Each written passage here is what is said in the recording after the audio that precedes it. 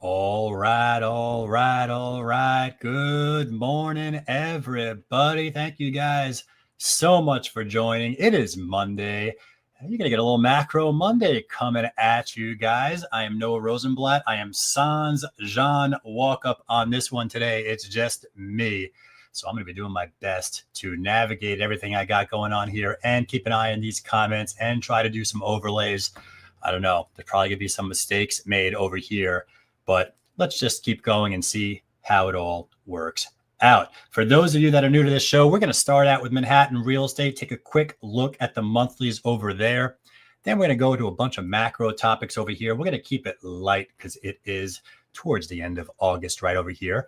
You don't want to go too heavy before the fall season starts.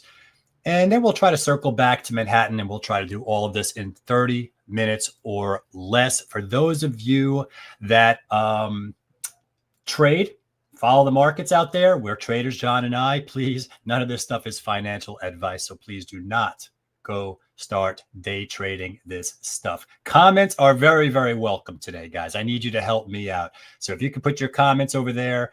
I think there's a slight delay going on, but I'm going to do my best to keep an eye on comments, and I would love to get a little group conversation going on, at least for a little while this morning. But let's get right to it, guys. I am looking right over here on my ticker. We are looking at 1 month deal and supply activity here in Manhattan. So far, I see 755. This is starting to move down. 'Tis the season. What you need to know is that normal for this time of year in August, that's 943. 943. So we're at 755, coming in light. We still got another week and a half or so, give or take. We'll see where this ends up. But it looks like to me, generally speaking, supply is falling faster than demand. This has been happening for the last couple of weeks. Both are falling. Both supply and demand are going down. 'Tis the season, but supply is going down faster, and that's giving us a little bit of an upwards push on this market pulse right over there. Okay, this market pulse rise, that is supply driven, not demand driven. Okay, something to keep in the back of your mind. When I look at contracts signed over here, 813 of them. That is, of course, going down on a month-to-month basis. We are supposed to be at 854 for the month. So again, you could see supply is a lot lighter versus where we're supposed to be than contracts signed. All right. So that's what I mean by supply is falling faster than demand. You can see demand right over here. Okay, guys, this is our liquidity pace chart. This is showing us a visual, a line chart visual of this 813. You can see 813 over here, 813 over here. So you can see this has just been a steady, progressive, just take the stairs kind of down, slow progressive decline since that early April peak. This market just never recovered from that Liberation Day and tariffs, et cetera, et cetera. The stock market did, but we never did. Okay, guys. So that's what's going on right over here in Manhattan real estate. Nothing too crazy to talk about. If there's anything that stands out, I'm going to go to my chart room really quick. It's the climate index, guys. And I would talk about this all the time, I know, but this is really, I think, showing what all of us are experiencing out there. The last print is now below challenging. And you could see that this has just been a declining listing temperature for about 4 months now. And it's tough out there. It's challenging out there. So if you have any sellers that are trying to understand why is it tough out there, this chart is literally telling us, yeah, it's tough out there. It's challenging. I don't expect this to really start coming back until probably mid to end of September, but we got to wait until October and November to get those prints. Okay, October will print September and November will print October. That's how this works. These are monthly prints. Okay, challenging listing environment. By the way, if you guys have any questions or comments, again, please put it right over there. I'm going to check every once in a while. I usually have John doing this, but it's just me today. So we're going to have a conversation. Okay. Challenging listing environment. And it looks like supply is falling faster than demand when I break it down to a 30-day pace. Okay, guys, let us pivot. Let's go to credit spreads. Credit spreads is our canary in the coal mine. It's our guide. It's our validation whether or not we are in a risk on or a risk off period of time. I'll try to explain what you're looking at. First, you got this little indicator here at the top. It goes left, it goes right. When credit spreads are narrowing, that's a positive sign. That means this line chart's going down, okay? That means risk on, and that means credit stress is going down. You can see the low level over here and the high level over here. You do not want high credit stress. You want low credit stress. And if credit stress is declining and coming in like it is now, investors are looking for yield. So they're chasing yield. They're searching for yield. They're going into risk assets like the stock market. So when I click the max button on this chart, okay, and I take a look at this, I could see that when credit spreads go up, this indicator goes to the right. Very bad. Okay, very bad. That's the great financial crisis right over there. The pandemic, yes, what the pandemic looks like. That's what credit spreads did for the pandemic. Again, it's showing us what happened. Now, it works on the upside and the downside, okay? The upside's bad. The downside means recovery. So if I look at the last 5 years and I look at credit spreads, I could see a couple of things. I could see the whole interest rate hike cycle by the Fed in 2022, and that caused a little bit of a thing. And I could also see right over here in 2025, I could see the Liberation Day right over there. Didn't really materialize into anything critical, but that's why we watch these credit spreads. It tells us whether or not something is getting really, really bad or not. And in this case, when I look at credit spreads, since that, look right there, April 7th. April 7th, that peaked out. Once this started going down, that was your clue that the whole sell-off that we had in early April is over. Okay, mostly for the stock market. This has been coming in since, and if you're wondering why stocks are at record highs, that's why. Okay, these credit spreads are coming in. I want to show you something. I'm starting to see talk on financial Twitter about this right now. Everyone's talking about credit spreads. Lisa Abramowitz, okay, Bloomberg. Investment grade credit spreads are the tightest since 1998, with investors accepting less and less extra yield over government rates as the year has gone on. I'll show you another one. This is like reversing it, but I want to show you the same concept. The U.S. corporate bond market is sending a warning. Oh my God, it sounds so scary. There's no flashing of warning here. The warning that he's flashing is basically that it's too complacent. It's too euphoric. There's too much complacency and euphoria going on, that stocks are in a bubbly territory. That's what he's saying right now. Now, we're at the lowest spreads. U.S. corporate bond spreads hit 27-year low. Again, going back to 1998. This is starting to come up. Now, if I show you my max, okay, take a look at my credit spread index right over here. It's different. It's different. We have investment grade and high yield in ours. We did our own little index. We're not at the lowest level. The lowest level we have was in 21 and early 22, right over there. I think I have it in the 5-year chart. You can see it. There you go, right over there. There's a nice visual of it. So I think, this is my own opinion, don't start day trading this stuff, but I think this still has room to come in, and the stock market could continue to rally until this goes up, guys. Until this goes up. Okay. I got a comment here. Is it the same link every week? Russell, I'm not sure what that is in reference to.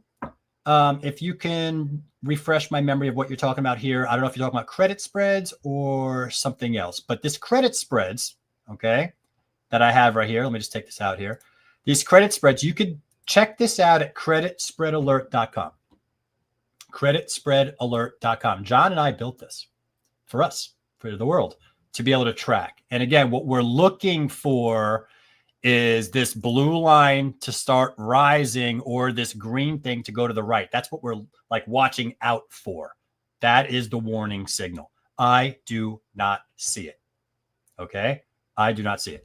I got another question here. Your first slide said real estate market is slow, but credit spread. Yeah, but credit spreads are the best in a long time.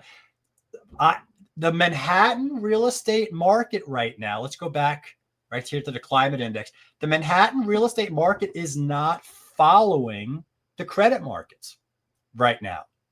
And sometimes that happens. When that happens, when you see Manhattan real estate kind of differentiate and separate from broader markets, you have to ask yourself, is there something local going on? Is there a demographic thing going on? Is there a policy thing going on? Is there an election coming up that people are worried about? Is there something happening locally in our market that's causing this? And you'll probably find your answers there. But for right now, the Manhattan market specifically is bucking the trend and doing the opposite of credit spreads. Okay. The stock market is following credit spreads. If you look at the stock market at record highs and you're scratching your head trying to figure out what's going on, that's what's going on there. The Brooklyn market, same thing. It's starting to deteriorate.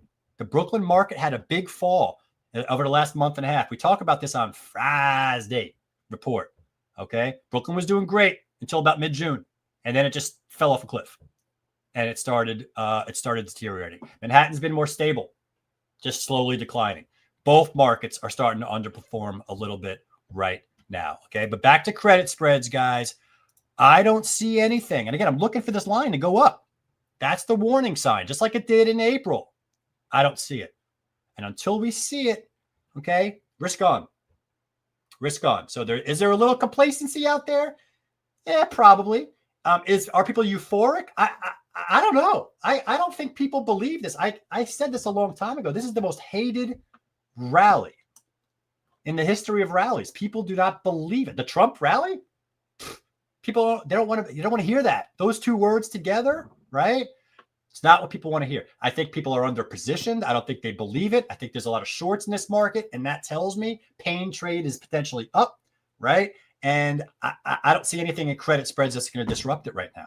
So expect the unexpected until this turns around. All right. And we'll track this every Macro Monday. We talk about whether or not it's different this time. I got this little visual. I thought this was really interesting. This is the S&P 500 price to book value ratio. It's kind of telling you whether or not stocks are frothy, right? Stocks are expensive. And of course, it's relating it to the .com. You can see the .com there back in 2000, right over there.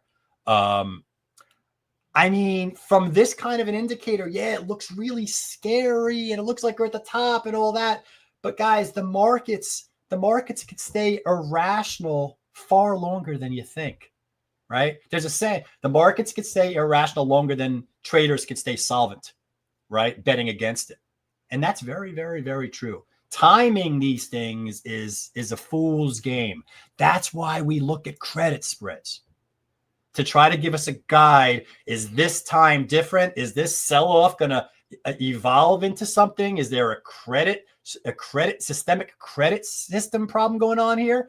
Yes or no? That's why we follow that stuff to guide us. But for now, risk on.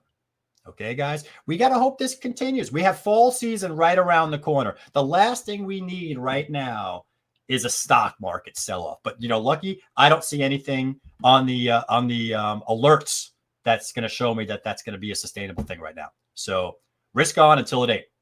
Okay, guys, risk on until it ain't. Let's pivot. Let's pivot to rates, guys. Rates. For rates, we're going to do the Fed Fund Futures. That's what this is, guys. You can do this yourself. We are at the CME Group Fed Watch tool. I am clicking on this little probabilities tab right over here. We do this every single Monday. Okay, guys. If you don't know what this means, just keep coming back, ask questions. We'll do our best to keep you informed of what's going on. I'm going to try to explain this to you guys. Okay. This is basically the market trying to predict, the bond market, trying to predict what the Fed is going to do at their future meeting dates where they're supposed to make a Fed decision, interest rate decision, okay, actual Fed decision. So they call this the Fed Fund Futures. Okay, guys, I'm going to just change my little coloring over here because I'm Simon and I like to do drawings. Okay, don't make me click the thing. I'll click the thing.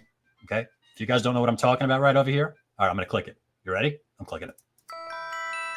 Well, you know my name is Simon, and I like to do drawings. I hope you guys know what that is. Because I'm going to feel really silly if you don't. Hopefully you got a nostalgic feeling from that one. Any Gen Xers out there. All right, guys, back to let's get serious. We are at the Fed Fund Futures. Okay, guys, Fed Fund Futures. We are, oops, we're not there. We are here. Okay, that is where we are right now. The next meeting is September 17th. You can see these are all future meetings. Okay, guys, rule of thumb, we don't want to go start predicting more than a couple of meetings out, guys. Anything like below this line, nah, we're not talking about it. It's too far. Okay, it's too far. As Johnny said, with so much data coming out with inflation and tariffs, you never know in one print is going to change all this. So we don't want to put our reputations on the line predicting stuff. We just talk about what the markets are expecting. Okay, and here's how you read this.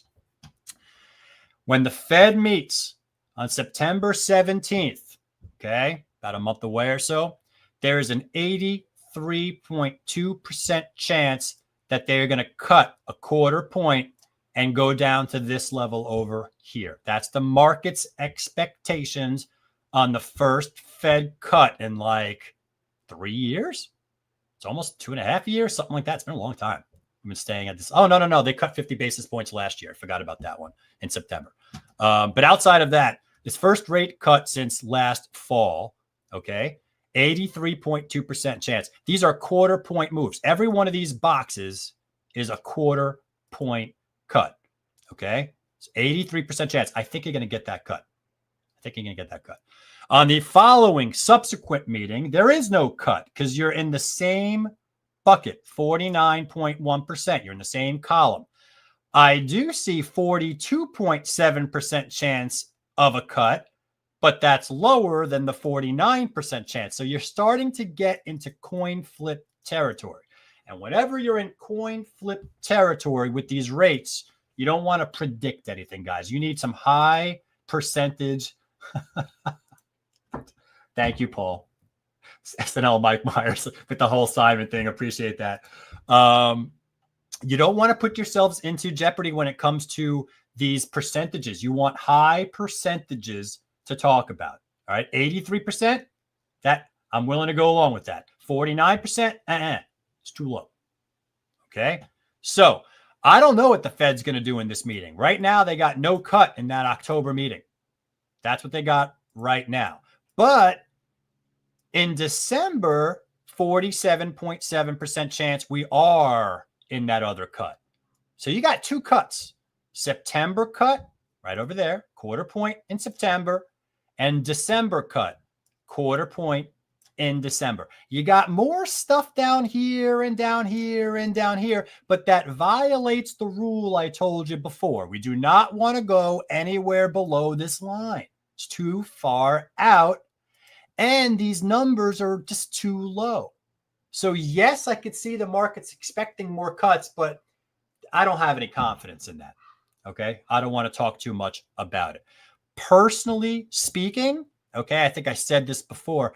I feel like we're going to end up somewhere in this range. We're here now. So for me, I'm betting on like 1.5 cuts kind of a thing. 1.5 to 2 cuts max. But we'll see how it all ends up. Very, very data expectant. Okay. The Fed is waiting on those data. That's the thing. They're lagging. They're not leading. They're waiting for the data to show something and then they're going to react. Okay. Very important to understand that dynamic. This means that the mortgage markets already pricing in these cuts. Okay, guys, important for you to understand. This is what's priced into rates today. So if September 17th comes and they cut, mortgage rates are not going to move that much because it's already priced in right now. Okay. Try to understand that. Okay. I'm going to move on. The reason, let me see if I can make this a little The reason that this actually changed, last week, I believe this had 3 cuts. Now it's only 2 cuts. Okay. So in the last week, what happened? What changed? Well, we got a services economic data print. Okay, guys, services, ISM services. Let me show you what this means. See, I'm bringing some stuff up here to try to explain some of this stuff, and let's do it together. The Institute for Supply Management, ISM. Services Purchasing Managers Index is a significant economic index measuring the performance and health of the U.S. services sector. A reading above 50 indicates expansion. A reading below 50 suggests contraction, and the further the reading deviates from 50, the stronger the expansion or contraction. This is a leading economic indicator. That's what this is. Look at the red line. That's the ISM services. The white is the CPI inflation print. Okay, so they're related. The white tends to follow the red. And if the red is starting to rise, look at the left, guys. Look at the left side of the chart. See 69.9? That's above 50. Remember this? A reading above 50 indicates expansion. Okay? This is well above 50. That's 69. So this is suggesting we got some conflicting things going on here. This is what's so crazy right now. The Fed is in a spot. The Fed is in a spot. You got on one hand, the owner's equivalent rent that we talked about last week that's plummeting as a leading indicator for inflation. And on the other hand, you got a hot services print that came out last week that basically the bond market didn't like. That's an upwards push on inflation. So you got some stuff, services pushing higher on inflation, and you got owner's equivalent rent pushing lower on it. It's like a tug of war. And like, what's the Fed's going to do? Right? Very, very confusing, conflicting, very fluid situation. That's why this is going back and forth right now between 2 and 3 cuts. So we're going to be careful. Okay, we're going to be careful. We're going to tell our clients, yeah, we're expecting a cut in September, quarter point. It's already priced in, but I don't expect rates to move that much. And you know what? This could go either way. This could go either way based on the conflicting data that's coming in. Very confusing times. And I don't, honestly, how does the Fed cut so much when credit spreads are almost at historic lows? Well, not by my index, but by the other, remember by here, right here, almost at 1998 lows, right? And stocks are at record highs. How are they going to cut rates? If they cut rates, it's going to be just to normalize things. It's not going to be to stimulate the economy, right? It's different. It's not like there's a recession and the Fed's cutting rates to stimulate the economy. This is very, very different. So I am questioning how many rate cuts we're going to get, how deep this goes. We may only get 1 or 2. Okay, guys? Okay. If you have any questions on this, let me time. Perfect time for me to join the real estate game. Hey, listen. I think New York City is still in Manhattan is going to have its moment in time. Okay. Manhattan's going to have a moment in time. Right now, it's the rental market in Manhattan, right? And it's going to be the rental market for a while. Sales going to be for a while, but trust me, at some point that might change. And we might have a good golden era for Manhattan real estate. It's just not in the near term. Okay. All right, guys. So services print hot. Services print hot means inflation's not going away. It's not goods, services, right? Financial, healthcare, all that kind of stuff. So that's going to put the Fed in a spot, may not get as many cuts as we originally thought. Okay, guys? Okay. We're going to go easy today, guys. I don't have that many charts. I only got a couple of charts left. Right? We might let class out a little early, okay? But I wanted to show you a couple of national housing charts that I found that I thought were interesting. Percentage of single family home purchases by investors. Guys, look at the investors that own between 10 and 99 properties. Look at that bucket, how that's expanding, right?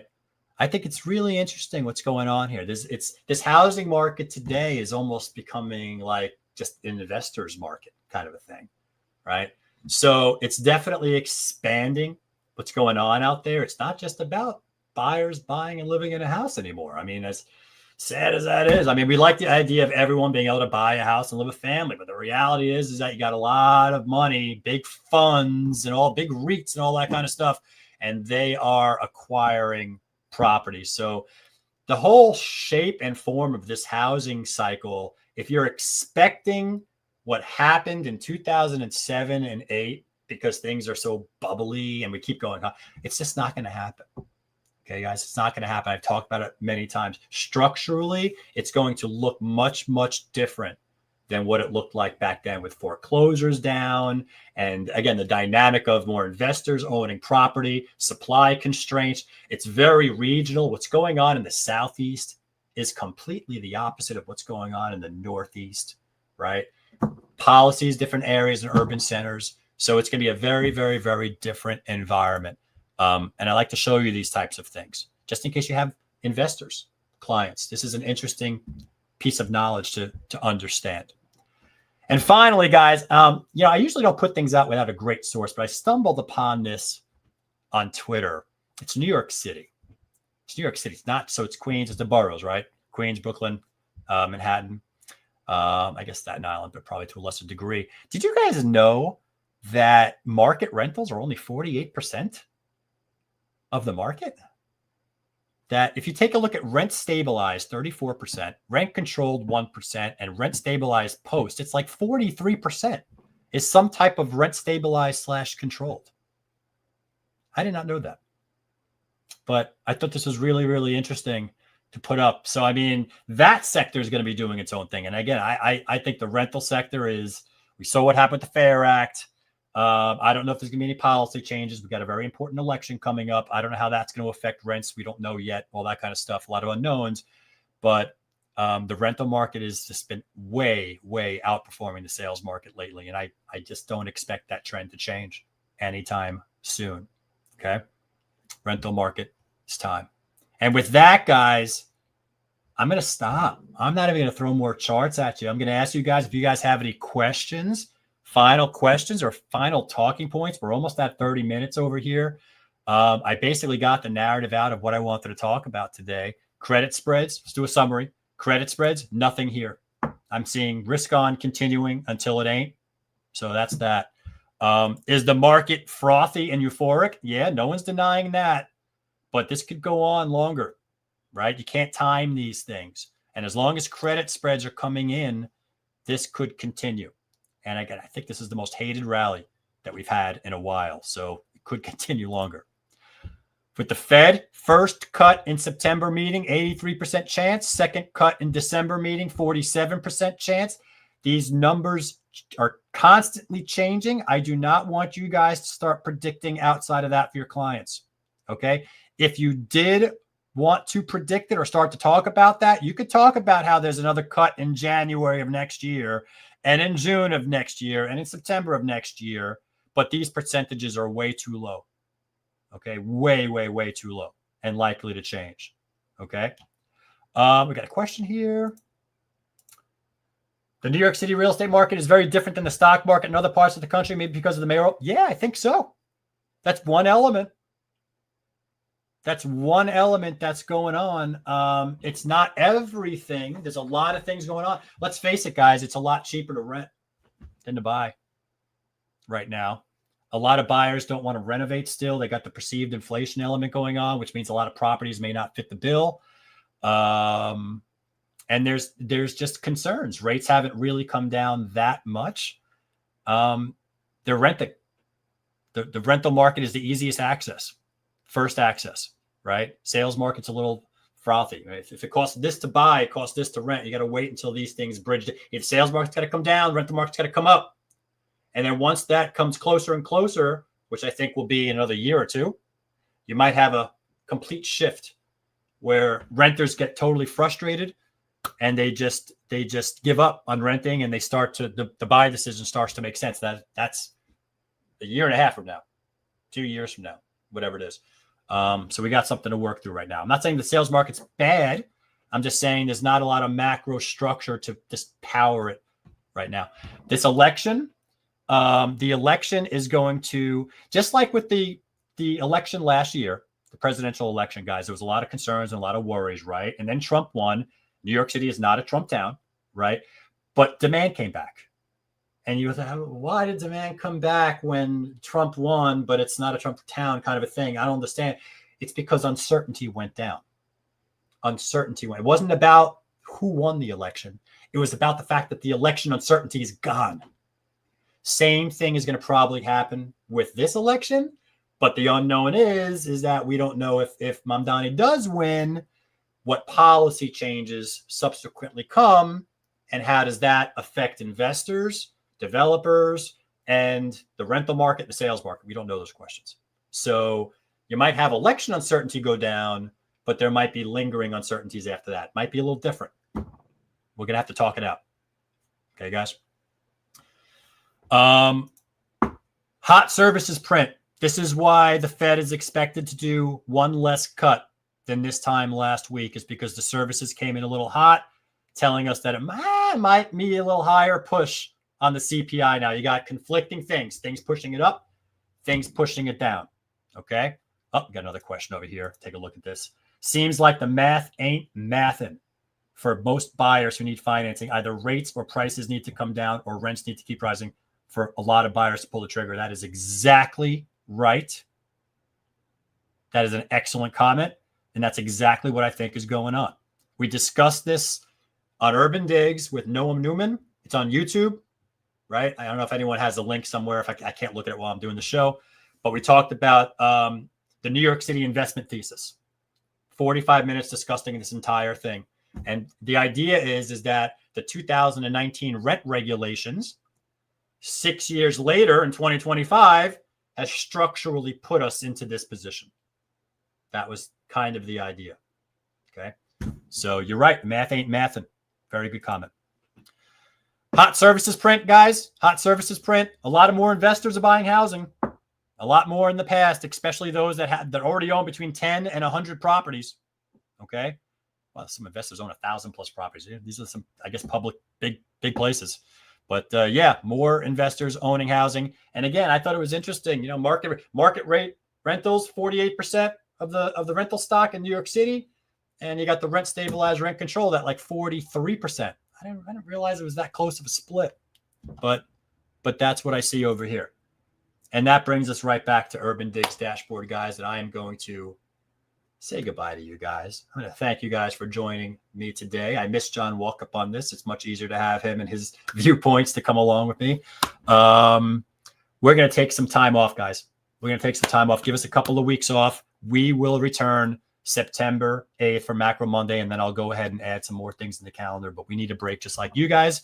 So enjoy yourselves, have fun, soak up the sun, and after Labor Day, let's just kick this machine back on and let's close a lot of deals, right? Fall season. Hopefully everything comes in line. Thank you, guys. God bless. Cheers. I'll talk to you guys next time.